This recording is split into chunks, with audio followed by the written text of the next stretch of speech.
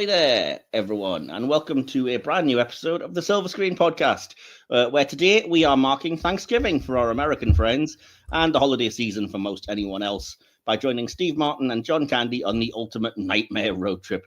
Yes, that's right, it's a deep dive into 80s comedy, planes, trains, and automobiles.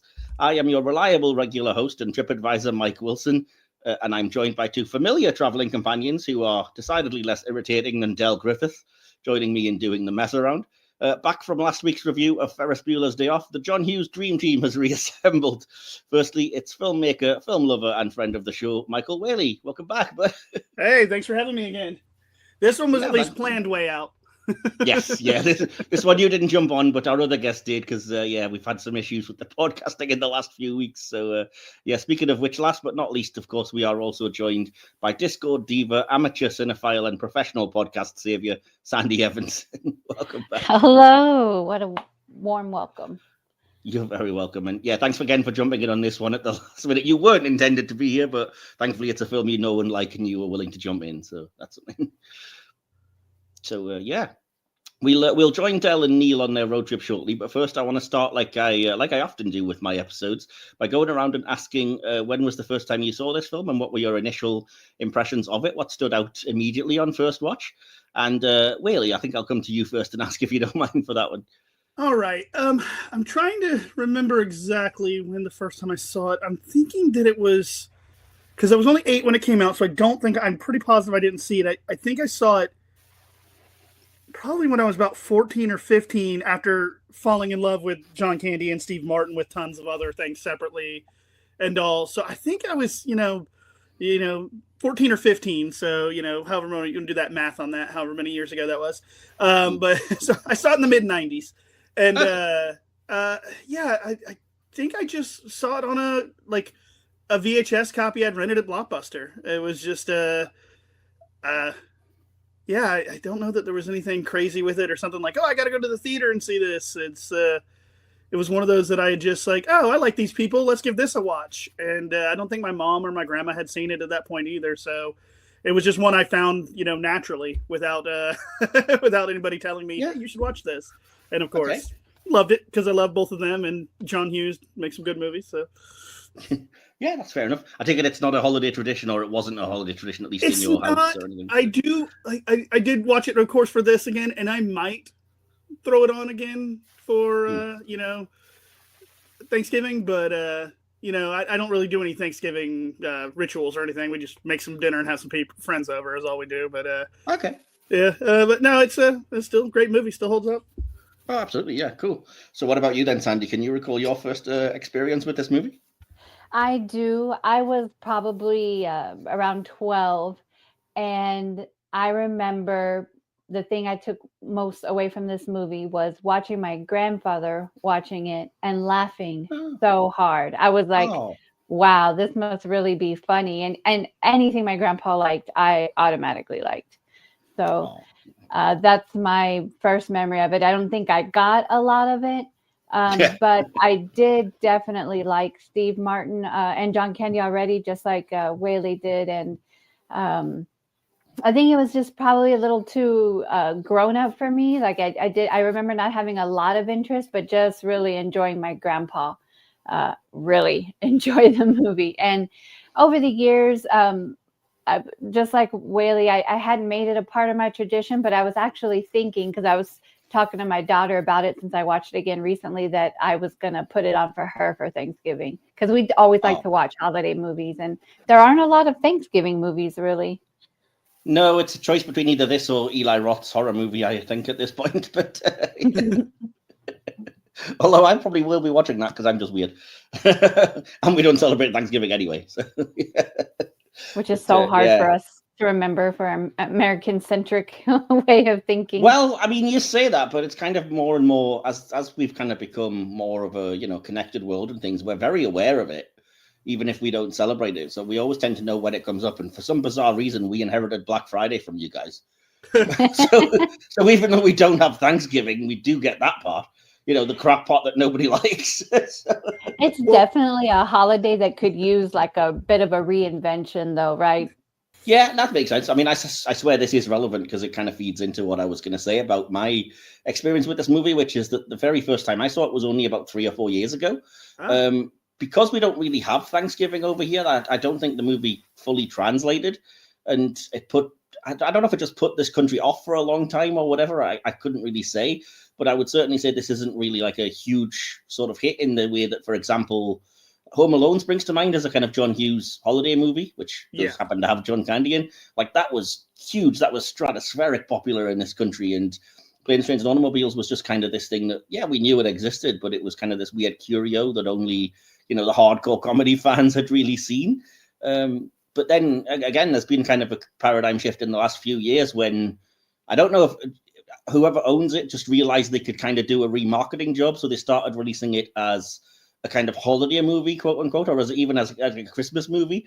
So you can find like UK DVDs and Blu-rays where it's designed to look like a Christmas film. It's like they're at the North Pole next to signs and stuff, and there's like Christmas like decorations around them and stuff. But I'm like, it's not really. I mean, again, there's an argument to be made for it. I did read somebody who said it's kind of more of a Christmas movie for Thanksgiving.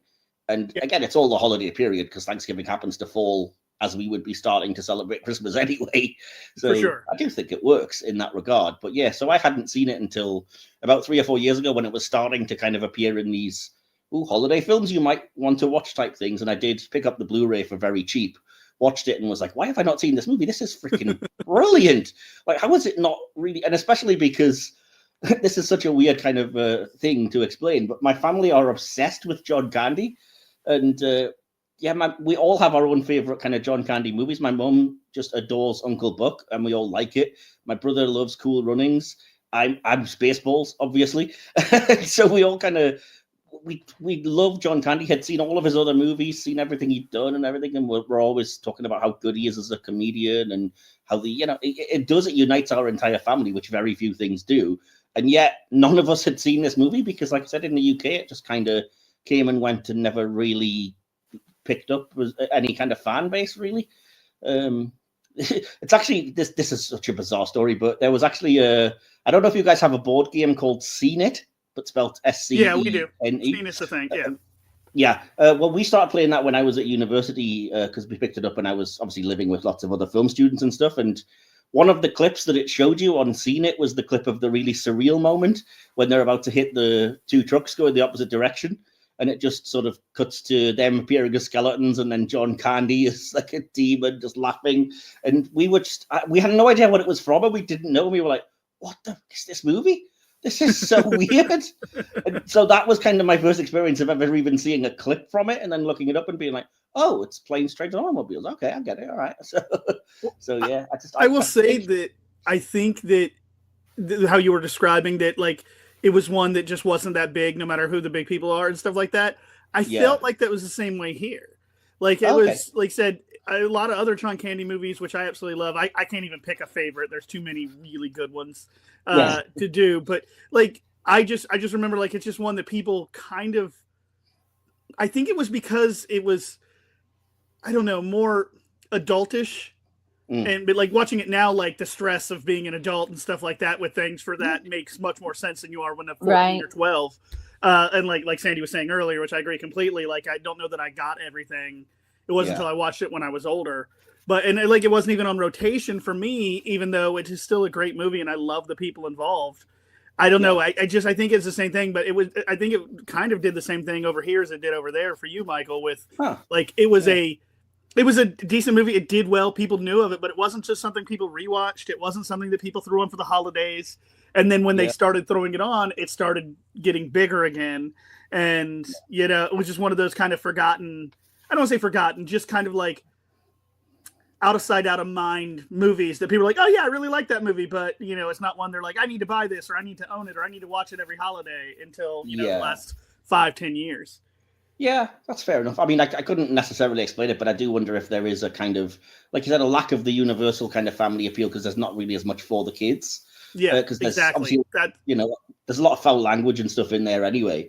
Yeah. But I do also wonder if the reason that it hit me so hard is that I was probably like at the end of my 30s when I first saw it. Yeah. So for me, it was an incredibly relatable movie. Like, we've all had road trips. We all know really nice, kind, but incredibly annoying people, just like Del, and I just loved it. I absolutely loved and I just couldn't believe I hadn't seen it before. I just thought it was great. And yeah, I've seen it, like I said, 3 or 4 times since, and I think I just like it more each time. Spoiler alert. I mean, like I said, it didn't really take off in any huge way over here. I mean, we knew it existed, but when I was looking up when it was released, because like I said, we don't obviously do American Thanksgiving. So I read that it was released like the week before Thanksgiving, or possibly even the day before in the US. But we didn't get it until the following February, and it just doesn't feel like a February movie for me. So no wonder it kind of came and went, you know what I mean? So yeah, but no, it's like I said, it's definitely become a holiday tradition for me, at least since, and I do think it works just as well as a holiday or a Christmas movie as it does for Thanksgiving. And we can all relate to the family getting together for whatever holiday and having nightmare road trips. It's not difficult to empathize with that, is it? So yeah, sure. Right. Well. I'm going to jump in and I'll do a quick explanation for anybody that hasn't seen the film, but if you haven't, please do so before listening to this, because there's going to be spoilers. But yeah, at its heart, Planes, Trains and Automobiles is a simple premise. Uptight advertising exec Neil Page just wants to get home to his family for Thanksgiving. Fate and bad weather pair him with talkative shower curtain ring salesman Del Griffith, and together they endure every mode of failed transport imaginable: planes, trains, automobiles, and misery. The film was released to critical acclaim, with many praising it for Hughes' deviation from teen comedies, as well as Martin and Candy's performances. It was a box office success, earning $49.5 million on a $15 million budget. It's gained a cult following over the years, becoming a Thanksgiving or holiday tradition for many, as I was kind of alluding to. The film has been released many times on home media, with a 4K Ultra HD release in 2022 that includes 75 minutes of deleted and extended footage, much of which was thought to be lost but was rediscovered and cleaned up from the John Hughes archive. And get your drinks ready. Yes, that is exactly the version that I watched. And I was just talking off air to Sandy about the 75 minutes of deleted and extended scenes that are just incredible to have if you have that version of the film. And yeah, I'm definitely going to seek those out. Yeah. Yeah, I'll get into that when we talk about the writing, because it does go into a little bit about that. So yeah. So I think, yeah, but we all know the movie pretty well. As I said, we've all seen it before, and we're just ready to dive in and explain a little bit about it. I don't have much for the behind the scenes, so I'll start off quickly with that. And then, as I say, we can jump into talking about the writing and the various other sections that we get into. And I've got an awful lot of questions for this one. I don't know why. I was possessed by the spirit of the Riddler, so forgive me if it seems like I'm, asking a lot of questions all of a sudden. But yeah, just to start off with the behind-the-scenes section then. Released in 1987, Planes, Trains and Automobiles marked John Hughes' first major step away from teen comedies, as I said, like The Breakfast Club or Ferris Bueller's Day Off that we looked at last week. Here he turns his eye to adulthood, stress, responsibility, loneliness, and still finds humanity and humor. Hughes wrote, directed, and produced the film. It was inspired by his own disastrous travel experiences, including a real-life 5-day trip from New York to Chicago that should have taken a day. Woof. He supposedly wrote the first draft in just 3 days, which is wild, considering how tightly it's structured. It's also one of the few Thanksgiving movies that stood the test of time, giving Americans a seasonal favorite and the rest of us a warm reminder of travel chaos and unexpected kindness. Yeah, that's all I really have about that until we get into the sections. So, as I said, I forgot to ask you though, Sandy. So you were kind of saying you wanted to watch it this year with your daughter. Has it become a family tradition? Did it start off as a family tradition with your grandfather that you watched it? Or? No, and I was trying to remember if it was Thanksgiving time that we saw it, and I feel like it had to have been around the holidays, because that's at that time when I would have been spending additional time around them. So I feel, okay. But no, it didn't catch on. Yeah, that's fair enough. I think it has with some people more and more as time goes by, and I can see how it's getting that way. But like I said, I think slightly hurt by the fact that there's not as much for the kids. It doesn't bother me, but I can see why it wouldn't necessarily be a family film to watch. So yeah. Anyway, I'm going to start then by jumping into the writing and the plot, and start off with talking about those deleted scenes and things. So yeah, rewrites that John Hughes did during filming made the amount of footage that he shot much larger than the original screenplay needed. The film's first cut was 3 hours and 45 minutes long. Oh boy, I'd love to see that. It featured a number of additional characters and subplots. One key subplot about Neil's wife not believing him and suspecting he's with another woman was cut. The young man who robs Neil and Del was to be introduced as a pizza delivery man who places the 6-pack of beer on the vibrating motel bed, causing a can to burst when Neil attempts to open it. Another deleted subplot showed the state trooper revealing that Dell and Neil actually drove past Chicago and had been pulled over in Wisconsin. This explains why it took them 2 days to get to Chicago from St. Louis, and why the state trooper has a Wisconsin patch on his uniform, which I'd never noticed, but will now probably always be bugged by. So yeah, I have to say, having watched them, I do say, as I said to Sandy, they're really good. I don't think it hurts the movie not having these deleted scenes in, but they're also not kind of the deleted type of scenes that you watch and you're like, well, these are awful. I can see why they were good. I think they were good for pacing reasons and because they're not essential to the kind of plot of the film, but they are really good. And as I said to you, Sandy, it's weird because having watched those deleted scenes with the film last year, again, I was kind of just feeding them back into the movie in my head and thought things were going to happen that then didn't when I was watching the actual movie, because they kind of flow so well, and there is, like I said, it extends all the scenes and gives explanation if you care for it, like I said, where things came from.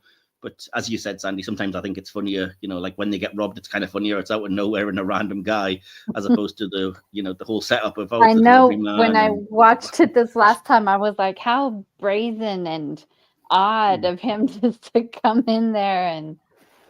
He took his time too.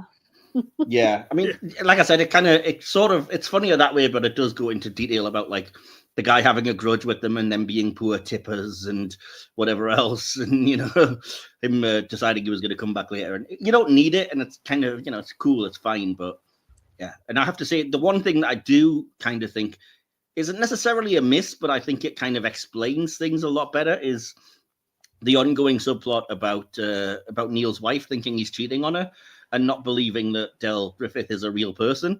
So when you've got that, it makes that last scene, the sheer kind of relief and joy when she's introduced to Del, it kind of adds such an extra depth to that of like, oh, he is real. It's not about other women or whatever. And it's such a relief. I think I can kind of see that's how that was played, if you know what I mean. For sure. I'm glad they left it out though, because it was just so much nicer, and especially in media now, we have a lot less of that, where there is just kind of like that absolute, like no worry at all. And I now definitely prefer that.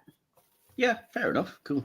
And I would say too that like a 3 hour and 45 minute, you've got to cut entire blocks of things to do that, because pacing, I bet you that money, if you watch that first, you'd be like, why is this 3.5 hours and 45 minutes long? Like, it would be probably boring. However, as a Thanksgiving tradition, it gets you through the cooking of the turkey and whatnot, and you don't have to sit down and pay attention to the entire thing. True. Yeah. No, I think one of the things I actually love about the film itself is that it's pacing. I think it's paced really well. And I think for 90 minutes, it's a rare film that is that length and that just zips by. It doesn't ever feel like it's just stopping for exposition or having a slow moment. I also didn't feel like watching it just like there's something missing. No, I don't think you do. No. Yeah, and that's why I think like it's the perfect runtime for what it is. Yes, he had a much longer story in there, and John Hughes states like they should have released a director's cut, but yeah, I mean that's the thing. Seeing this kind of 75 minutes of deleted scenes and kind of getting where they feed in, and the fact that they already are in my head, I'm kind of like, I sort of wish that there was just a third disc where they'd had a version of the film that you can just watch with them reinserted. Not that I ever necessarily would all the time, but it would be nice to have it there and give it a go. Yeah. But, I don't have the editing ability to be able to do that with just 2 raw discs, I wonder if, here's the thing, there might be somebody who's done that. Probably.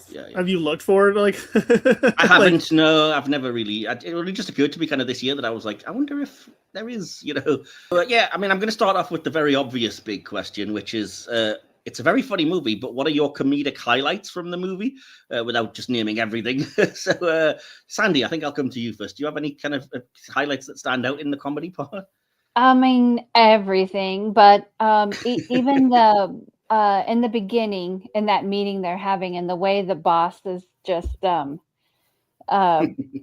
taking his sweet time, and Del, I mean, Steve Martin is just like the king of mouthing phrases without speaking. He is just so good at silent enunciation. But Just that my first actual laugh out loud moment in the movie is when he trips over Dell's trunk, and that was a great fall, just a great fall. Comedy. And just I also appreciate when they're in the cab and how it pans around the cab first, like we're building up to this guy and you just know he's gonna be a type, and then they finally reveal the cab driver Doobie. Just everything in the hotel room, but best probably is the rental car place with Edie. Just a great scene.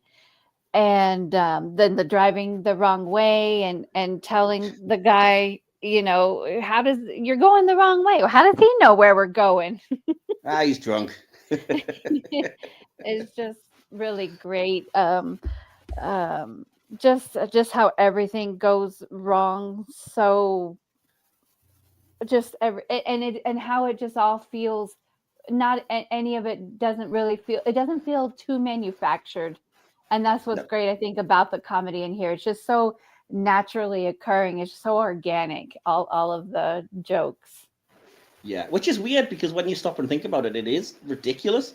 And I've kind of made that note that this film owes quite a lot to farce and the screwball comedy because it's not very realistic, and yet you don't question it because it is logical, if you know what I mean. But you kind of have to stop and think nobody would ever have this level of bad luck. But there's nothing there that makes it outlandish or outrageous. It's not like aliens invade or something ridiculous. But at the same time, you do stop and think afterwards, that was an awful lot of bad luck all at once, really, wasn't it? But again, I think Steve Martin's physical comedy, while being extremely dramatic, it's not very slapstick, if you know what I mean. No, not hugely. I mean, especially compared to other Steve Martin films, which can get that way. Yeah. No, I'm kind of with you. And again, if you've listened to our Ferris Bueller review, you'll have heard me say that, yes, Edie McClurg steals another John Hughes movie because I love the fact that, like I said, that just constant F-bomb tirade that Steve Martin gives is funny enough anyway, but the button on it just being her F-wording him back is just chef's kiss perfection. It's just like, yes, and I read that she says that still even today or to this day, when she crosses paths with people, they'll ask her to tell them you're fucked. Like they just want to hear that from her. I couldn't believe it. Yeah. So yeah, she's so good. Just absolutely. It was weird as well seeing, and I've completely forgotten the actor's name, but seeing the teacher from Ferris Bueller as the sort of air representative guy in this as well. Yeah, Ben Stein. Ben Stein, there we go. I knew. And then his smile, his evil smile at the very end after making such an announcement. Yeah, exactly. Yeah, and referring back to the very start and the very indecisive boss and the kind of humor of that. I have to admit, shamefully, I didn't realize until literally yesterday that there's a post-credit scene that goes back to that, which I'd never seen before, which is the same guy, the boss, just on Thanksgiving with the turkey in front of him, just still looking at the different samples and not deciding. And like, I just can't believe it didn't occur to me there might be a post-credit when I was so familiar with the Ferris Bueller one and everything, for example. So the Ferris Bueller one comes up pretty fast. I'm with you, Mike. I did not know about that and I still haven't seen it, but I did just read about it this morning. So I'm fair enough. That's fair enough. So what about you then, Whaley? What are your comedic highlights? Anything that we haven't kind of mentioned already? No, there's a lot of it. I mean, the movie is a comedic highlight. Of course, ultimately. I mean, it's got some nice, sweetness, and at the end, which it should, when you find out Dell's story. There's so many good, funny little gags in there that you can miss on the first watch that you would catch on the second watch, and Sandy named quite a few of them. I mean, the ridiculousness of the sharing the bed and all that is great, and just how gross and tiny that bed is for two people. The build up to that is good too. The way it pans around the room. Yeah, and just all the grossness there. Just like, and there are people. We all have people in our lives that are just like, oh, I love that person. Would I want to live with them or stay over at their house? No, not at all. Yeah, absolutely. And I've had many a friend who, it seems ridiculous, but who would be exactly like Del when it comes to going like, oh, could you give me a minute? And they're like, oh, absolutely. I'm nothing worse than somebody that runs their mouth off. If it happens to me, just slug me one. And you just feel like going, you're doing it now. You're being very annoying right this minute. So that was painfully relatable for me. And yeah. Sorry to interrupt. Did you have anything else? Sorry, that not really. Like, I mean, I did love all the. I don't want to call it. The physical comedy is great in this. There's just so many things to mention. I wouldn't even like. I mean, we mentioned a lot of them, but I mean, otherwise, we're just rehashing the entire movie. Yeah, no, I mean, the big scenes obviously make sense. The motel room, the kind of the tirade, like I said, at the rental car place. The car burning up and the various sort of circumstances that lead to all that. Them getting pulled over, like in that. Yeah, getting pulled over. The burned out husk of that car. Caught it in the nick of time. They caught it in the nick of time. The weird thing is, though, the radio still works, clear as a bell. I mean... In related things, because I haven't got to watch the John Candy documentary yet, but did you see Colin Hanks and Ryan Reynolds pull up to the premiere in a version of the car? No, I didn't. Oh, look for that video. He does say that when he pulls up in front of the theater on the red carpet thing in the burnt out husk of the car. You know what? He basically, when it stops, Ryan Reynolds goes, "Weird thing is, radio still works." Like he 100% does that. It's great. I read that was in Deadpool, the most recent one versus Wolverine. That car actually did appear in the. Oh, okay. In one of the, I'm assuming in the place where all the I can't remember the name of the top of my head. Yes, me either. I mean, like I said, other than the kind of main obvious things, like I said, that I've kind of mentioned, I did make a list of a few kind of lesser obvious things that really made me laugh. But it's not super long, but I'll just go over it. So the first kind of big laugh that I got was when Steve Martin's trying to kind of barter about the cab and how much cash he's going to give. And he just goes, "Thief," to which the guy replies, "Close, I'm an attorney." Have a great Thanksgiving. This will help. I just thought that was brilliant. I loved. Is it Dylan O'Brien? Is the actor's name? No, Dylan Baker. Sorry, I loved his cameo as kind of like the really obnoxious guy, and then he's like just talking about his daughter and going like, "She's pretty strong. Yeah. Her first baby came out sideways, didn't scream or nothing." I couldn't believe that was him. Such a non sequitur line, but it does make me laugh. I mentioned again off air, what do you think the temperature is? 1, which is just such dry humor about like, oh yeah, it's cold. When they're all sitting there ready to get the bus, and John Candy's noting like, oh, you're in a terrible mood. Like, ever traveled by bus before? Oh, your mood's probably not going to improve much. The idea of Del selling the shower curtain rings, but doing it as like multiple other things, is such a funny bit that you often forget about. The way it's like, hey, these are great earrings that'll like make you look younger. Oh, these are from the Diane Sawyer collection. Oh, these are from the signed kind of whatever the newscaster kind of guy collection. And, they're replicas but high quality. Yeah, these are replicas from the Chinese dynasty or whatever, and it's kind of just showing what a great salesman he is, but doing it in such a funny way, and then showing these kind of kids walking around with shower curtain rings in their ears and stuff. It's a really funny bit. On a similar note, I love when Steve Martin's kind of angering that one guy, and John Candy's like, "Get him up off here. We've got an injured guy." "My pleasure." Grabs him by the balls, as they mentioned later, and so that when in the next scene when he talks like talking, this, he's talking really high pitched. Like, how sad I am. You didn't just kill me. I've never seen anybody picked up by their balls before. Good thing that police officer came by. Yeah, exactly. You've been picking your nuts off your feet, man.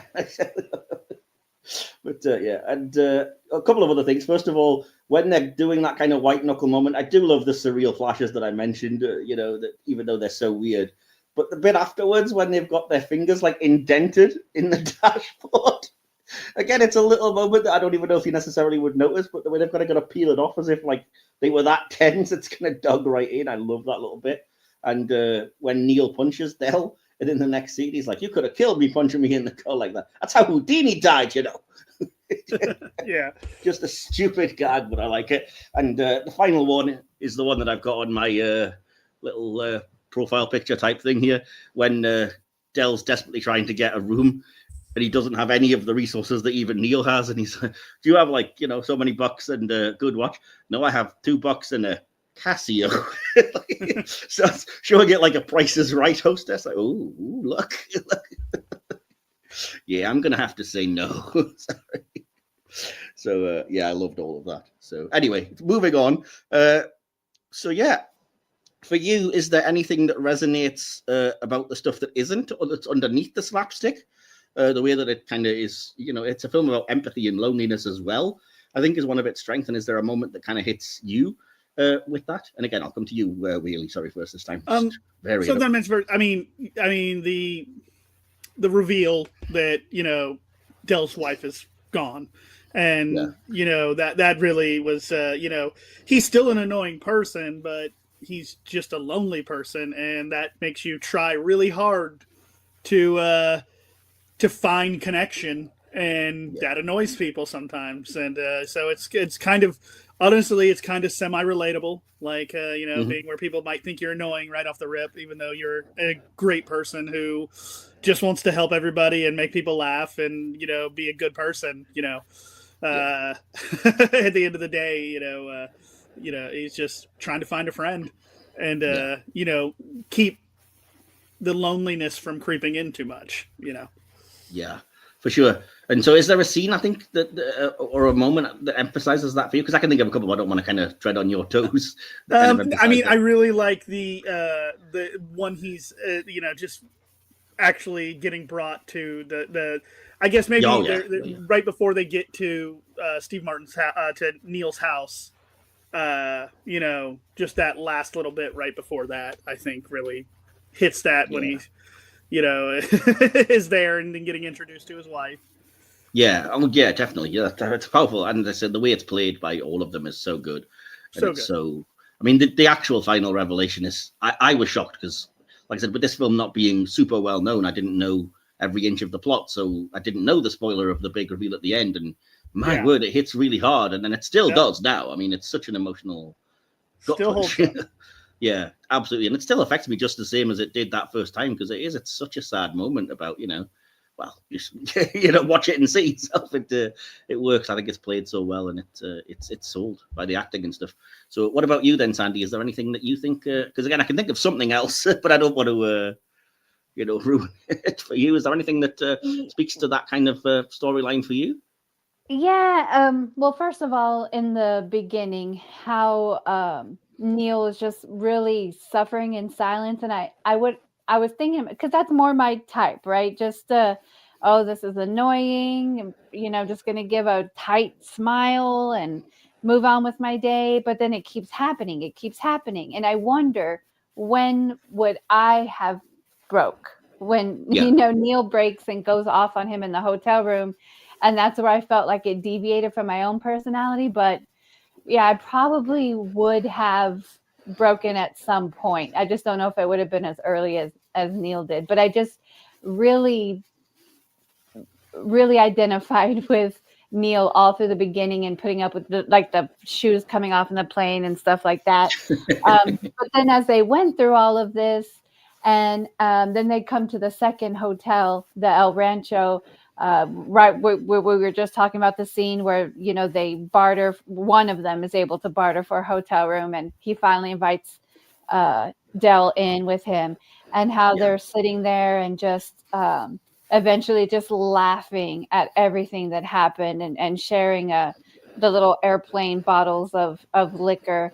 That was just a really sweet moment that, leads you into that end. And that's kind of what I was getting at, was the scene right before that. I think the heart of the film is the big reveal and at the end point, obviously.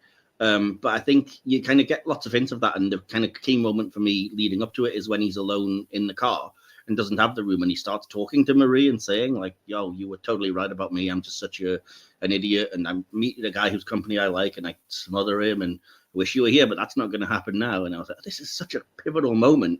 And in all the things you can cut, I can absolutely see why you kept that, because it's so key to understanding this character and everything as well. Because it's not like it's performative for anybody either. It's literally just to his dead wife, So he's the only one that's seeing what's happening, and that's his most vulnerable moment. And you start to realize he's never used the phone. He's never, acted like he has to call somebody or been frantic about the fact that he's not getting somewhere. Yeah. And I mean, the performance sells you on so many things. So I will shout out, first of all, the speech when Neil first does kind of blow at him at the hotel, the John Candy speech about like, oh, I'm an easy target. Go ahead.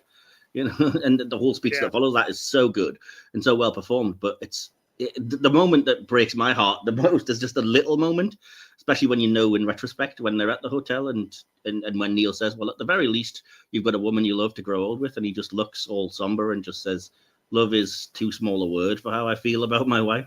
And when you know the reveal and you watch that back the second time, you're just like, oh my God, that is just wow.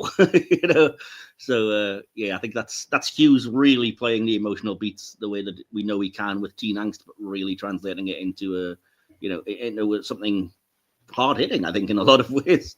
And going along with all of this too, as we get to know the character of Delmore and see that it was important to see that moment in the car, like you said, where it wasn't performative, because we're, at least in the beginning, not really sure, is he an ass on purpose? Did he, use that credit card on purpose? Is this guy for real? And then you start to find that he really is just innocently oblivious to how rude it is to take your shoes off and socks in an airplane, and all the little things he did that he really actually, it wasn't that he didn't care. It's just that he's just that kind of person.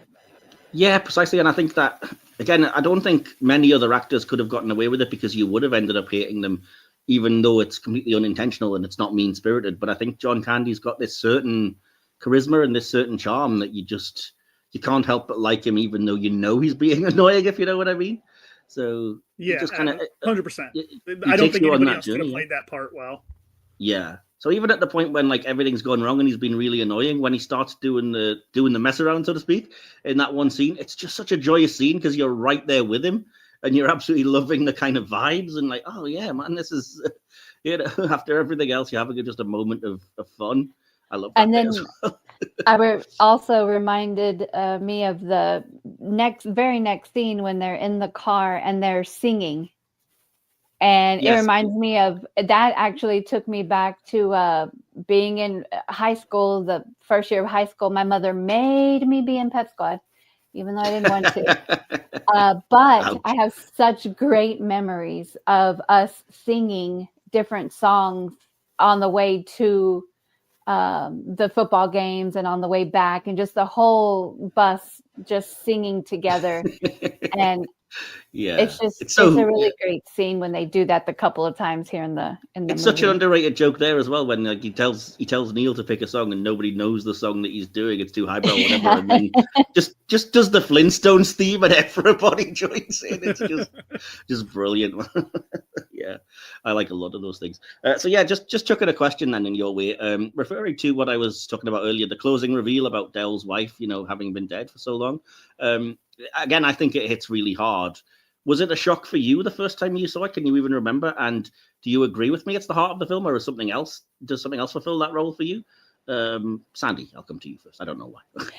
I can't remember my first thought or first time really understanding that moment, unfortunately. But it is a real shock, as you say. But the real heart of the film for me was the found family, when he does bring him home for Thanksgiving, and how warmly the wife greets him, and how busy that family is. And you just know he's going to be spending every Thanksgiving there forever, that he's found, he's no longer homeless, so to speak. Exactly. He's found home again. Yeah. What about you, Whaley? I do believe that it is, the heart of it along. Like, I think they go hand in hand with the found family, with that, like with the reveal that his wife is dead, because you can't have one without the other.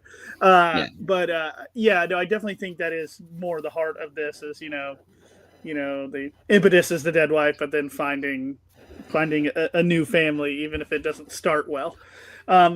Yeah. I did forget, what was the Do they ever? You had a secondary question with that, right? What was that? Was it a shock the first time you saw it? Did you kind of shock see? first time Did you watching pick it? up the clues? Or Here's the thing: I know I watched it when I was a young teenager. I don't know that. I don't remember it either, so I don't remember whether or not I thought it was shocking or even if I got really what it was. Right. What it was trying to tell us. So yeah, I know on rewatches later, yes, 100%. But on the very first time, I just don't know. I just remember thinking, "Oh, this is funny." There's pratfalls, and there's yeah. yeah, I know what you mean. Happening. We've been talking about Del, but I wanted to talk a little bit about Neil, because I do think, in relation to what we were talking about last week, I think, in contrast to Ferris Bueller and the criticism I made of that, I think Neil's journey isn't just physical, even though it is a road trip. I think his journey is emotional, and by the end of the movie, he has learned to go beyond the frustration that he feels and see the heart of the man next to him, see Del for what he is. Now, I'm not saying he doesn't have that to begin with. I think Neil, to kind of, support him a little bit, I think he helps Del several times throughout the movie. He's not a complete jerk, and that's why I think you don't hear him either. At the times when he's frustrated, you find it relatable. But then in key moments, like I said, like when he sees him struggling with the case, or when he sees him outside and invites him into the hotel room, he's definitely kind to him more than once, as well as also those kind of sad moments when he's like, "Oh, let's split up. We do better apart." Absolutely agree. For sure. Contrast that with how rude he was to the stewardess in the beginning. Yeah. Yes. Exactly. Yeah. That was all I wanted to ask. Just, would you agree about that kind of character assessment? And is there something about Neil that kind of stands out to you that makes him, I don't know, just not hateable and as likable as Del, I guess? I mean, to me, it was situationally, like, I think that his reactions that could make him seem almost like an asshole were stress and related. So it wasn't like that's who he is. It was more like a situational asshole, I guess is the best way to put it. Like he's not a bad person. He's just like, he's trying to get home. He's trying to see his family. His boss isn't doing, like, everything's going wrong, which builds up anger. It builds up. The stress can just cause all of that. So, like, I think, showing him, not always being fully stressed out when it doesn't have to be, and being able to catch that is good. Yeah, and I think a key moment for me there is not so much the end, but towards the end, when the journey's over and when Del says to him, "I'm sorry if I caused you any trouble," and he just says, "You didn't cause me any trouble. You got me home." Like, that is all that matters. And then even, "Oh, well, where's your address so I can send you that?" No, it's a gift. It's a gift, man. Seriously. Yeah. And that brief moment that they did separate, Neil definitely had a harder time of it. Yeah, exactly. The plot makes a point of, like, that this was a mistake. He would have done a lot better. And he admits himself, Del does help him out, as much as he also, screws him over on a couple of occasions, completely by bad luck, or, like I said, unintentional type stuff, which does make you kind of go, "Oh, Del," like when he throws the cigarette and it bounces back into the car and you're like, "Oh, dude." Yeah. Dumbass. And he's not, that's the thing about his character. He's not intentionally like doing anything bad. It's just things of not paying attention, not knowing you're not, just not being self-aware is, I guess, really Del's biggest downfall. It's just he's not self-aware, and then he causes all these things to happen that aren't intentional. So, like, you can't, accidents are accidents for a reason. It's when you do stuff on purpose that makes you a bad person. Yeah, exactly. Well, yeah, exactly. That's it. And to that end, I think the last question, I was going to say, well, it's not so much a question as a statement that I'm going to see if you agree with it again. So I think John Hughes' strength is probably the way that he can mix really big, broad laughs with actual pathos and human emotion. And I don't think he looks at any of these characters cynically. I think he kind of loves all of them in some ways, the way they're written. Would you agree with that? Or is there any character that you think is just, like, I don't know, irredeemably bad? Or, I mean, I know there's characters that don't have a huge role to play, but I just get such a sense of affection for the characters from the writing. And Whaley, would you agree with that? I do. I don't think that anything bad. He's very good at characters in general. I can't. Yeah, I agree. Yeah, basically, yeah, I agree. Yeah. What about you, Sandy? Yeah, I absolutely do agree, and also struggle to put a cherry on top of that. It is very well said. It does come through the writing, and absolutely. Yeah, fair enough. Well, I'm going to move to the directing next. I don't have a whole lot about it, and we've kind of talked about some of it already. Sandy, you've brought a very deft eye to a lot of the kind of moments I think that Hughes uses to set up things and to establish stuff. A lot of kind of panning shots and things. But yeah, I think Hughes, for me, it's the mixture of chaos with the human moments, like I said, in every frame. I think the pacing is brilliant. I think the way, like I said, the way the disasters escalate naturally without being repetitive, even though they kind of, they're ridiculous. Like I said, I personally think it owes a debt to things like farce or slapstick or the screwball comedies, even of like the 1940s, things that would be considered much higher art. I can definitely see the sort of thread back to those kinds of things. So yeah, I mean, what works best for you? Do you think it captures the kind of odd couple dynamic? Is it for you perhaps even the first example of this that then became a huge thing, mismatched pairs and road trips and things? And yeah, do you think it's the best version of this? Was it the original? And Sandy, I'll come to you first on that one. I would have to say yes. And maybe because it's more a product of my time as opposed to like the Jack Lemmon Odd Couple. This definitely is the paragon of that for me. Yeah, sure. And what about you, Whaley? I can't think of off the top of my head what else like would be there. I mean, it is when I think of Odd Couples, it is one of the pairings that come to my head immediately, other than Jack Lemmon, Walter Matthau, and then later with the same people in Grumpy Old Men. Yeah, exactly, but no, I mean, there's just something about odd pairings that just always works. And while some may not be over the top with it, I think I don't know. I wouldn't say this is like one of the first, but I mean it is one of the iconic ones, and it is one that people will remember, and do remember. So yeah, it's definitely fun odd coupling. Yeah, and what about like road trip comedies? I think I would probably say this is, for me at least, arguably the very first one of the. I can't really remember. I mean, obviously there's the road to such and such movies, the Bob Hope type stuff back in the day.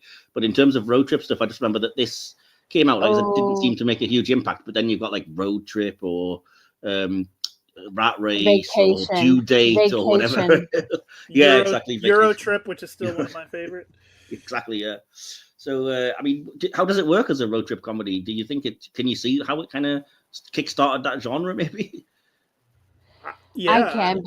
Vacation's still going to be my favorite, but it is saying Hughes does a great road trip comedy, definitely, because he's done it more than once. Yeah, sure, yeah. And what about you, Will? Yeah, I agree. Like it's a great road trip one. I mean, it's on the kickoffs of a lot of ones that started after that. But yeah, for sure. Yeah, it's good. And yeah, road trip movies can be very, very funny. And even thinking about always ensue. There's even a mini road trip movie within Home Alone. Yes, there is. Of course, yeah. And I mean John Candy's in it. Yep. John Candy. Yeah. So and about as annoying and sweet. Oh yeah, but I love him in that movie as well. Even though it's only kind of a cameo, it's still great. So yeah, I mean, I think it's, again, Hughes is a great director. We all know this. I think for me, it's the way that he contrasts the kind of comic stuff with the heartfelt stuff.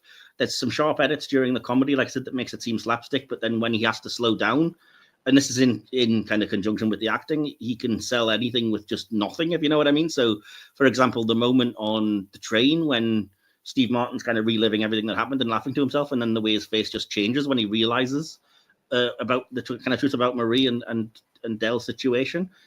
Again, no dialogue whatsoever. Okay, there's music to help you, but I just think that's such a well-directed scene.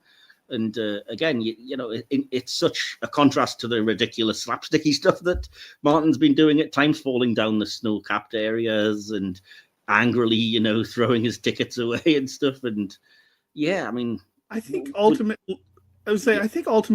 one of the things that John Hughes just is immaculate at, and all the best directors and writers along with directing who know how to balance intriguing, fun, like just you want to know their story, characters, and you can balance that with you making them real. and making them real. And then once you make them real, you're just putting them in situations, and other people know that people watching know that that could happen to them. And I think that's just one of the things John Hughes does so well, and why his movies have most of them have withstood the test of time. With how that is because of how he makes characters and how he has those characters interact and how real they are. It's any one of us could be Neil in there that, trying to get home to some family, and they're doing that. And it's so easy to put yourself in those shoes that, it does that. And that's what John Hughes does so well, is his characters. Yes. And, even from little stuff like Edie's small stuff and everything, they're memorable. And they're fun. They get in, they kill what they're doing for just a second, getting great actors to do it, and then they're gone. But we still remember them and talk about them. So him making all the characters mean something and do something is one of the things that makes John Hughes a great director. Awesome. Yeah, I mean that's kind of answered my other question, and it's hit the nail on the head, I think, because I was going to say that I think Hughes earns the kind of tonal shifts, and I can't quite put my finger on why, but I think you just have it because, like you said, the characters are established and made real first. So that's the that's the key thing, is to build up characters, and then the situation from there makes a lot more sense and can be a bit more believable because you can relate more. And not everybody and not every film does that. So yeah, correct. Yeah. What about you, Sandy? What do you think about this? Do you find yourself not minding the kind of more ridiculous things because you've come to love the characters, I guess? Yeah, and it's exactly right. Even going to the movie I was just talking about, Vacation, it's the same with Clark. He's, the lovable buffoon just trying to, make everything go right, for his family so that they can be happy. And same thing here with John Candy. And like we mentioned, that they're both unlovable in their own ways, but you just love them as a character. And he is really great at that, because you look at his body of work and it's like, I love this movie, I love this movie, I love this movie, I love this movie, and all of them leaving you with a warm feeling, really. Yeah, I think for me, like I said, just to put the button on it, I think it's because even if the situation is outlandish, the characters never act outlandishly. They always, like I said, act in the way that you can absolutely see yourself doing so. They never go overboard. I mean, it would be a very different film if the car sets on fire and they all, were running around on fire, screaming and being a bit ridiculously over the top slapstick. But the fact that it's the exact opposite, and they just kind of have the catharsis of laughing at the situation, I guess. And well, this is happening now. Exactly. Of course it is. So, but I think this is such a perfect storm of two great actors in the leads and Hughes just expertly directing that I have to say, slightly controversially, I read that there are 2 remakes apparently being considered of this movie. The first with Will Smith and Kevin Hart, that was apparently being written in 2023, and the second with Drew Barrymore and Adam Sandler. I got to say, I really hope these don't happen, because I just don't think they would work at all. No offense to any of the people involved, I just think this was lightning in a bottle, and I don't think it should be remade. And even looking at the different casting things for this movie, it just, you can't imagine it being any other 2 people, truly. Yeah, absolutely not. So that leads us neatly into the acting as I kind of move us along here. So first of all, you've got Steve Martin as Neil Page. We've talked about, he's the advertising exec, a bit kind of buttoned up. He's the straight guy, I guess, of the duo, if you want to consider those roles. For me, it's one of Martin's finest performances. As I said earlier, that it's the way he dials down the manic energy of the jerk or the man with 2 brains, or even Roxanne to a degree. And so he's controlled and quite relatable with his frustration. Like you said, Sandy, it's also the facial expressions he can make, the mouthing of things, the way that you can read his face so well, the clenched jaws, the slow burn reactions. It's so good. And that fantastic car rental meltdown scene. I don't know if that was one take or what that took, but 18 F-bombs in 60 seconds. Legendary. I just love that. So is there a Steve Martin highlight or something that you wanted to kind of say about the performance, Sandy? It probably is that car rental scene, everything he's been through, and just from the beginning, just from his face when he's looking at her on the phone, standing in line, and you can see it building up inside of him, but it never fully fires off. We never go full atomic. It's that measured pacing in his tirade that's just really delivered so fantastically. Yeah, exactly. And again, credit to Edie McClurg, who again, it's the way that you feel how maddened he is, because she's being not intentionally, but just so annoying in the whole like, yeah, see you later, gobble gobble, blah, blah, blah, blah. You're just like, oh, this is so irritating. You just want Neil to get a win, I think, at that point. What about you, Whaley? Anything from Steve Martin's performance stand out? I mean, nothing that you guys haven't already really said. I think he did a great job of balancing, not being too much of a bad reaction to it than he could have. Like, some people could have just gone nuts, and he tried to keep his cool. He doesn't always, but it's never anything too much that you can't come back from. Yeah. Really, and I think there's a very nice fine line there of his balance of that. But great job, Steve Martin. Yeah, totally agree. I think this is actually my favorite Steve Martin film, even though it's a murderer's row of filmography that he's got. I think this is probably my favorite of them. And I've already mentioned John Candy as Del Griffith, the kind of traveling shower curtain ring salesman. I've already said my entire family just thinks John Candy is one of a kind, just irreplaceable. It's a huge loss that we lost him in 94, as you say. And I think this performance is extraordinary because he can be both maddening and heartbreaking. He's got that warmth, but also the loneliness and the kind of resilience. And as I said, I don't think it would have worked with any other actor that didn't have that kind of instant charm, which is why I just don't think any of these remakes can work. I don't think any of these actors will have that, if you know what I mean. And yeah, even when being annoying, you laugh with him and you ache for him at the end. And I think this is, again, probably, for me, it might be John Candy's best work. As much as I love Spaceballs for the sheer farce elements of it, I think this is probably my favorite performance of his. And as I said already, if you want a highlight for me, look to either of the two speeches, the kind of, I talk too much, I listen too much, or especially, love is not a big enough word. The motel, just a little subtle moment, I think is great. So back over to you then. Anything from John Candy you wanted to mention? I agree that this is probably one of his best, dramatic, I don't want to say dramatic performances, but the ability to, most people that start in comedy can do drama really well. It doesn't flow the other way though normally, but I've heard. In any of these very good comedic actors, usually if they start in comedy, they can do drama as well. And John Candy, this is probably one of his better ones of doing both. And I've agreed the whole time too. Like, I don't think anybody else could have played this part. Like, it just wouldn't have been the same. Yeah, fair enough. Well, I don't feel as over the top of saying it if you're agreeing with me. Then what about you, Sandy? Would you say the same? I would say the same. And just to highlight a scene where he does go from this kind of bumbling idiot to when they're in the car and get pulled over by the trooper, and he is trying to explain everything away. He's kind of taking charge of the situation and trying to take care of his friend too, even though he's the one that seems to need the most help. Somehow John Candy's Del's just going through life. As unlucky as he is, he fails upward still. But just seeing him, some of his more serious moments, like I said, when he takes charge and tries to take care of his friend too, and you do see kind of both sides of the character. It is a complicated thing to pull off, I think.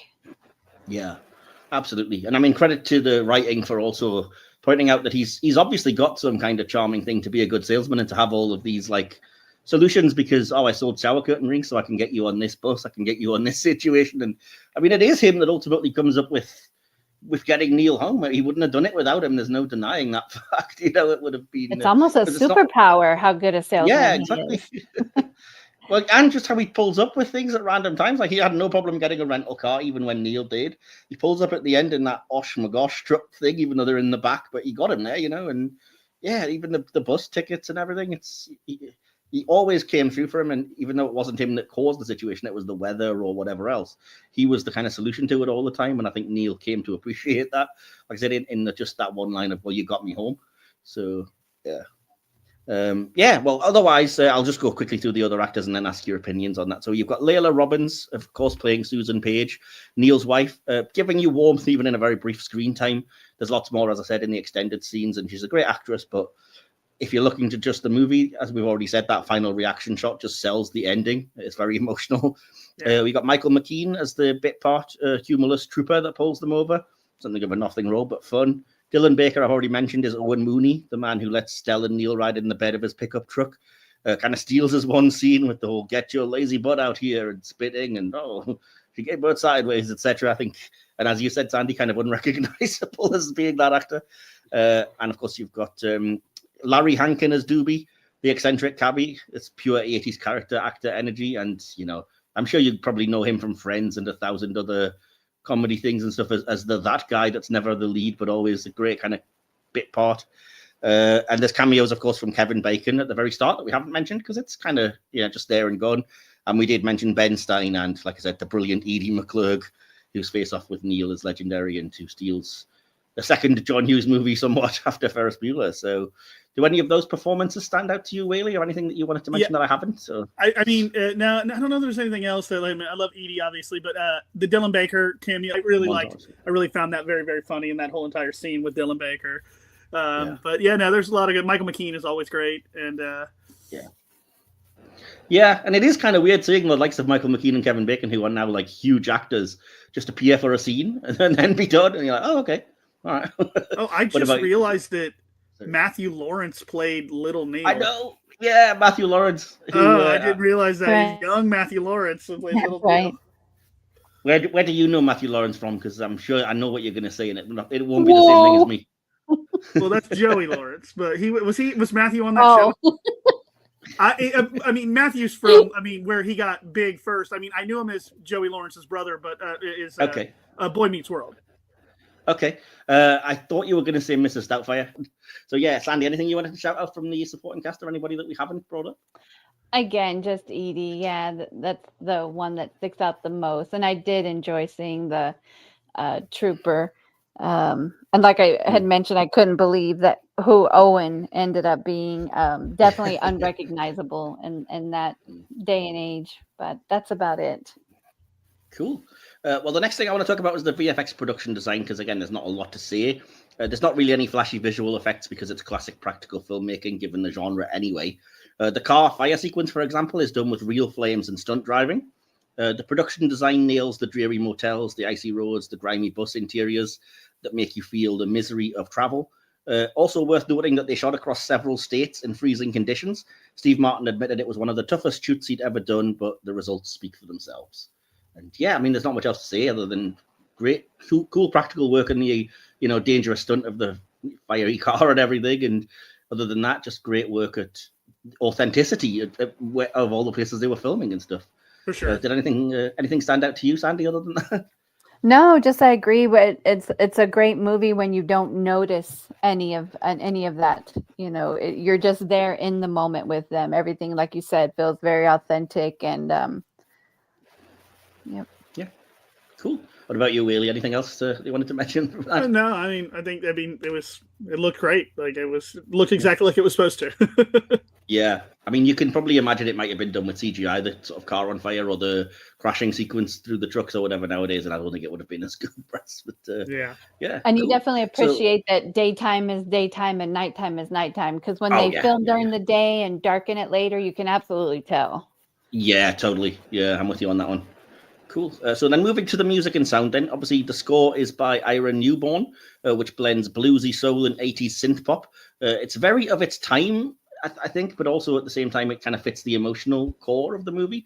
And I don't think it's jarring or anything. You can just kind of, if you sit and listen to it, okay, it's very 80s. You've got the one song, I don't even know the title of it, but the song that kind of uses quotes from the movie, and especially it plays when Neil's at his most frustrated and just has that soundbite of, you're messing with the wrong guy, or whatever. And it's very noticeable, but kind of fun.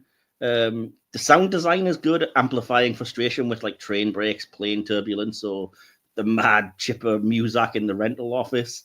The mess around, of course, as I've mentioned, just a rightfully iconic sequence, just a great choice of song. And, the song Every Time You Go Away became inseparable from the film, and that final montage that gives you the chills. I have to say, I read that it's a cover version of the song, which is odd because Paul Young, who did the original version, wanted it to be used, but his record company wouldn't let them for some reason.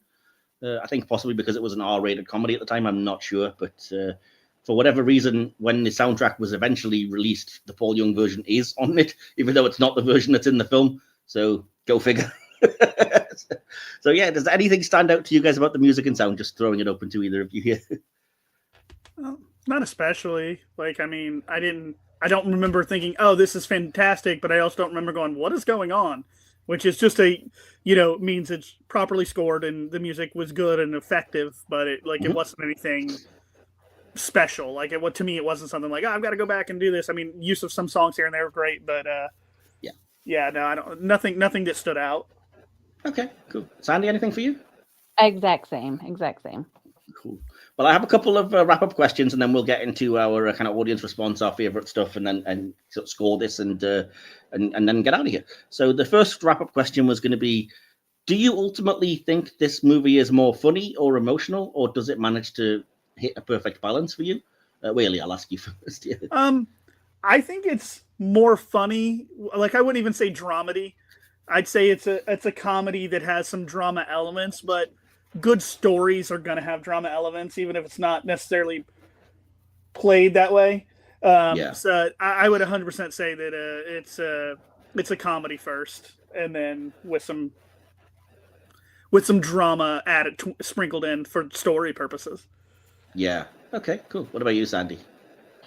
I'm going to have to agree. Yeah, it was for me comedy all the way through, and even though we had our more poignant moments towards the end, it was just like the comedy put you in that place to where you could, handle something so heavy, and then just turn it into that warmth there at the end. I think the comedy definitely put you in the right frame of mind for all of that. Okay, cool. I don't fully disagree. I think perhaps it's a bit more of a balance, because I think there is such great comedy in it, and there's no denying that, and there is more comedy than the other thing, but the emotional moments are so powerful for me that I think that's how you get the balance in it. If it was constant like drama, it would get a bit repetitive, or it would sort of lessen the impact. But all the moments that I mentioned, like John Candy's vulnerable moments, or Steve Martin realizing the truth of the situation, or his kind of wife worrying about him and stuff, I think they are sold really well. And so for me, I think it nails that balance. And I think you need the emotional parts, otherwise it wouldn't be as good of a movie for me. It would be funny and you'd still appreciate it as a comedy, but I don't think it would be quite as hard-hitting and or as beloved by me anyway. So yeah. The last question then: is this the best Thanksgiving movie ever made? Okay, there's not a lot of choice. Or is it just a relatable nightmare road trip that could have been any time? And is it ultimately more of a Thanksgiving or a Christmas movie thematically, in your opinion? Big questions. Sandy, over to you first.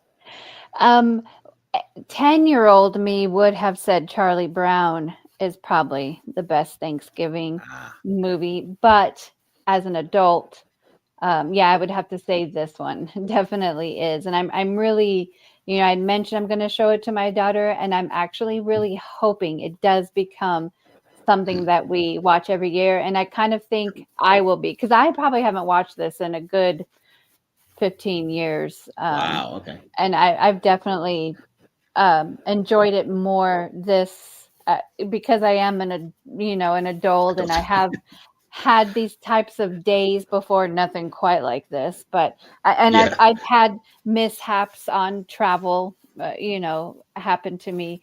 So it probably resonates a lot more with me. And I'm also always looking to set a mood for my holidays. So I definitely think this will be something that'll stick around for me here going forward. Cool. So it's more Thanksgiving than Christmas for you in that regard. Yes. Then. Yes, it's a kickoff to the rest. Okay, awesome. Whaley, same questions to you then. I definitely feel it's more of a Thanksgiving film. Like, I mean, it starts the holiday season, but it's not I don't think it's I wouldn't call it a Christmas film.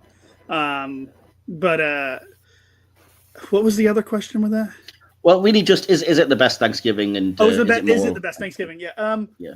It's a movie, sorry. Yeah, I would think that I could say that it is probably the best Thanksgiving one. I can't really think of another one right now because they don't make too many. But yeah, no, I would probably say that it's my favorite Thanksgiving movie. Okay, cool. I'm gonna be controversial here. I think for me, it is more of a Christmas movie, but I also think that's probably just because we don't have Thanksgiving, and it thematically, tonally, emotionally, it just hits all the same beats that you would get in a Christmas movie. Like it wouldn't necessarily matter that they're going home for Christmas dinner if that was the case in the film. I think it would still be exactly the same movie, but it would have the fact that it's all about the emotional redemption and being together with somebody in the moment of the holidays or whatever, I think equally applies. And like I said, because we don't have the Thanksgiving situation, I think it can apply to that. And I would say if any British viewers haven't seen it because they don't think they can relate, I do agree for once with the kind of remarketing people that are just like, no, it's just a holiday movie. It can apply to any holiday trying to get home. It doesn't have to be for Thanksgiving. And I think, yeah, that relatability, I think, was something they could have played a bit more with in the marketing and stuff, perhaps, to help the film, do better overseas. Right. Well, yeah, with that all handled, then I'm going to start us off by giving our favorite character moment and the dreaded favorite line that some of us have been struggling with. Then I'll give the audience feedback and come back for our conclusion. So, yeah, we're going to start with favorite character moment and line. I'll come to you first, Whaley, to give Sandy a bit more time to think. Gotcha. Yeah, no, I have my favorite line. I'm just trying to. I may tie in the character moment with it. No, it's not a favorite character moment. Okay, my favorite line is probably the most famous line in this, which I still quote today, which is, "Those aren't pillows." That was mine too. Yeah, it's iconic, and even when I hadn't seen it in many years in between, it was still the one thing I for sure remembered from it. So like I'd have to say that's my favorite line. Favorite character moment.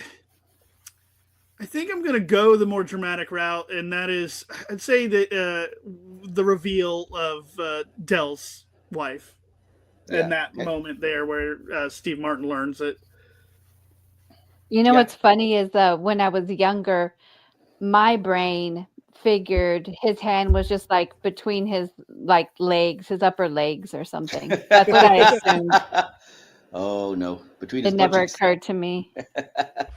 It's big and fluffy back there. It's butt cheeks.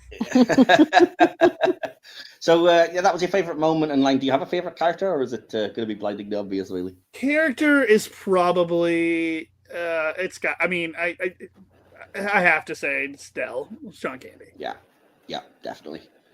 Sandy, over to you then. Favorite character, favorite moment, favorite line. My favorite character is Neil, and it's probably because I've just always been just a huge Steve Martin fan, and also, like I mentioned in the beginning, just kind of how he was handling the whole situation that was Dell.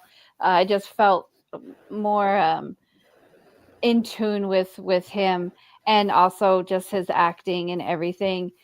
My favorite line, I think, is going to be, I mean, Neil just had so many great little one-liners, and so I'll go for a quick, nearly missed joke.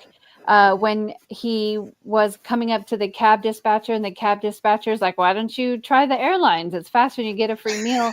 And he responds, "If I wanted a joke, I'd follow you into the John and watch you take a leak. Now, are you going to help me, or are you going to stand there like a slab of meat with mittens?" Yes, I forgot to write that, but yeah, if I wanted a joke. So quick and funny with those.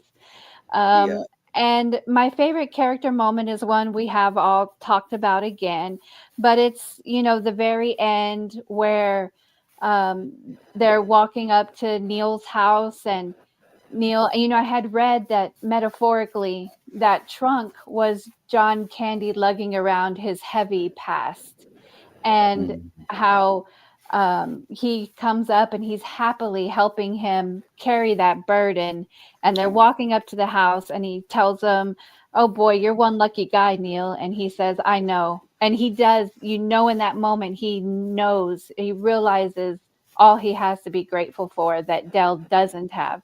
And they're walking up to that house, and it's gray and cold outside, and the house is like everything's real washed out outside, but Yeah.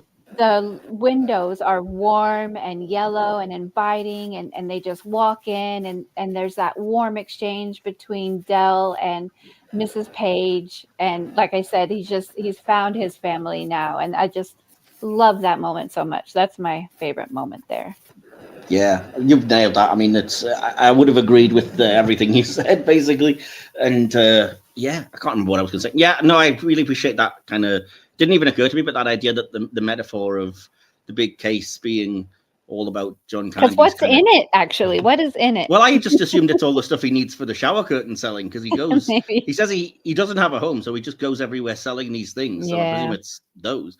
But logically speaking, but the idea of it representing like his baggage, his emotional weight and whatever, and the number of times that, like you said, Neil literally just helps him carry it is an interesting way of looking at that I hadn't considered, and quite emotional. So yeah, anyway, my favorite character is Dell, no contest. I think Candy gives the character layers that keep revealing themselves, and I've said it before, but he's just a huge loss to just acting in general, because I don't think anybody else could have played this role. My favorite moment, other than the ones you mentioned, kind of the most impactful moment is obviously the very end when you find out about Marie, and then John Candy kind of comes to his new home, his new family, as it were, the found family. But my favorite moment is actually the car catching fire and the two of them just laughing helplessly at it, just because the sense of catharsis that you get in that moment is just so... Truly. Like, I don't know what it is. I just feel like, oh man, yeah, it happened again. You know? If you don't laugh, you'll cry. Exactly. Yeah. We've all kind of had moments, I think, a bit like that as well, where that, you do kind of feel like, oh, if I don't, I'm gonna laugh at it someday. It may as well be now, And my favorite line was gonna be "Those aren't pillows," but I have got down here honorable mention for the F-bomb rant that Steve Martin gives, just because it's so fun. I mean, I know it's lowest common denominator humor, but it's still so effing funny anyway, But swearing always funny. That's the lesson, kids. So right. Anyway, moving to the next bit then. I'm going to go to our audience feedback section. As I always say, this is where I put out things onto social media and ask, do you have a favorite moment in the film? What do you think of it? What would you rate it? And so on and so forth. Have quite a bit for this, actually, for once. So I'm going to dive straight in. From 80s and 90s movies on Facebook, the group, Lee Hazy Hayes says the best comedy ever made. Pick Anderson just leaves a picture of Steve Martin fuming in the side of the road there. Al Winter from Cult Cinema and TV says, considering we don't have that holiday here, plus the fact I'd struggle to name another, I reckon this is the best Thanksgiving movie. Apart from all that, it's a great comedy with fantastic performances from both leads. I genuinely think Candy should have got the Oscar for this. Kind of agree, actually. Over on my personal Instagram, Andrew Hornt says, I would give it 5 stars, then 5 more, then doubled. One of my top 5 movies ever. Wow. From my personal Facebook, Cliff Chapman says, this feels like a film I saw on TV loads of times on Channel 4 over a period of a few years in the 90s, but I haven't seen it since and can't remember a single thing about it. Oh boy. From the group 80s Forever, Joanne Gelly Mendrski, sorry if I've butchered that, says, love this movie. It's so a movie for Thanksgiving movie viewing. Sorry. From I Love the 80s, Eric Waymeyer says, the best Thanksgiving movie. From our Silver Screen Facebook group, Scott Skinner says, 4 out of 5 stars for me. I've seen it dozens of times. I can't readily think of another Thanksgiving film with the same rewatchability. The Ice Storm, maybe, or Scent of a Woman. Cool. Back to 80s and 90s movies on Facebook. Eric Burns just shares a quote of dialogue here. Susan Page, you shared a motel room with a complete stranger. Are you crazy? Neil, not yet, but I'm getting there. Yeah. And I think that's it. So, I mean, I would say universal praise. I mean, the lowest grade it seemed to get was 4 out of 5. So, oh boy, lots to live up to here. Anything surprising there from you guys? Were you surprised at how beloved it is?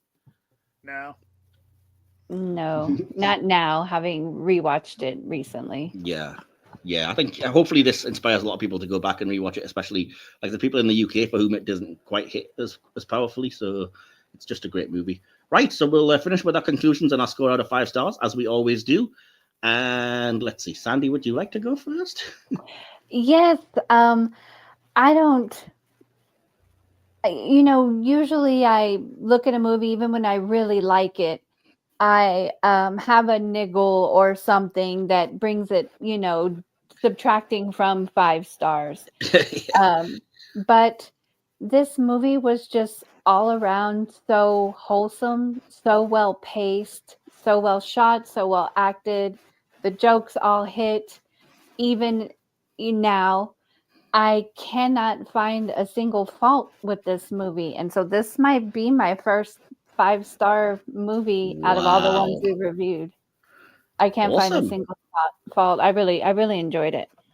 Awesome. I'm so glad to hear it, considering I made you kind of watch it and jump onto the podcast. So awesome. Sweet.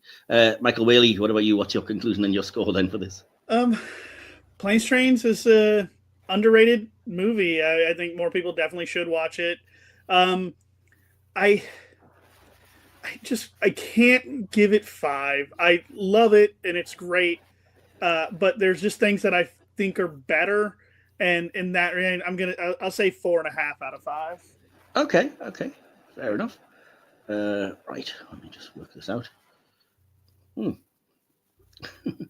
So my conclusion is one of my shortest, actually, which is probably still quite long to most people, but for me, it's very short.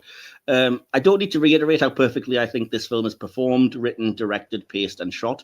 As soon as I saw it, far too late, it's rocketed into my list of favorite movies and onto my holiday rotation. I like it more each time I watch, and I think that rewatchability is rare and notable.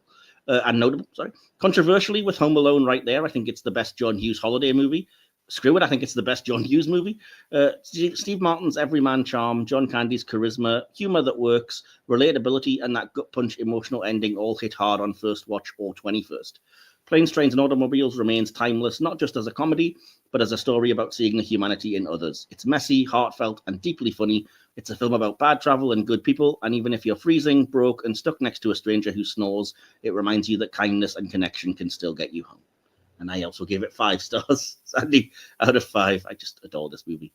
So, you're the outlier on this one, Mr. Whaley, I'm afraid. But it's a great movie, and it's close to 5, but there's just some other things that I think are better than it. And if those are 5s, that's fair enough. I guess is my thought process on it. But 4.5 is still not a bad score. It certainly isn't anything to complain about.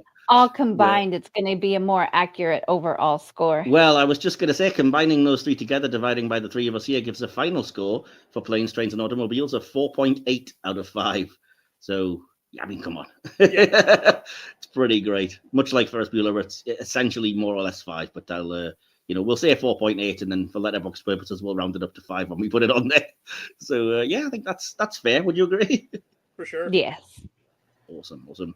And right, we settle down to dinner at the Page House and raise a toast. It just remains for me to thank Sandy. Thank you for coming on to save another episode. Thank you so much. You really may have set off a new tradition in our house. Oh, awesome. I really hope so. I would love to sit and watch it with the family, but it's so hard to get them all together. But I do think my family would love this, that haven't seen it, especially all the John Candy fans. And thanks to you again, Whaley, for coming on another episode, doing another John Hughes film with us. Oh, thanks for having me. Awesome. Sandy, do you have anywhere that people can find you online? Anything to plug? No, just gobble gobble. You can wipe that look off your rosy. And what about you, Whaley? Anything to plug or anywhere online to find you? I don't have anything necessarily to plug. I'm at always Michael Whaley on most of the socials. Cool. And that's fair enough. Please, if you've enjoyed this episode, spread the word, share it around, and interact. What are your thoughts on this movie? What's your worst road trip? Best holiday movie? You can find us all over social media by following the links in the episode description, or click join below to subscribe and help grow the channel, or check out our merch store at TeePublic by clicking on any of the tagged items that you'll also find below. Right, well, with Thanksgiving over, our thoughts turn to Christmas and a particular winter in 1992 in the city of Gotham. The Bat, the Cat, and the Penguin, a.k.a. myself, Vian, and Sandy, will be here for that one. So stick around, as we'll then also be rounding off the year after that with a legendary seasonal cinema classic. Until then, I'll tell you, as much trouble as I've had on this little journey, I'm sure one day I'm going to look back and laugh. Good night. You have been listening to the Silver Screen Podcast, hosted by Mike Wilson. Additional material by Mike Wilson. Follow us on social media, our YouTube channel, or wherever you get your podcasts. Link to all of these places can be found via the link tree listed in this episode's description. This podcast is a Media Matters original production, created, produced, and edited by Mike Wilson. We'd love it if you'd like, subscribe, and share us around like a beloved old video cassette. We hope to see you next time for more movie magic. Until then, remember, life moves pretty fast, so stop and watch a movie now and then.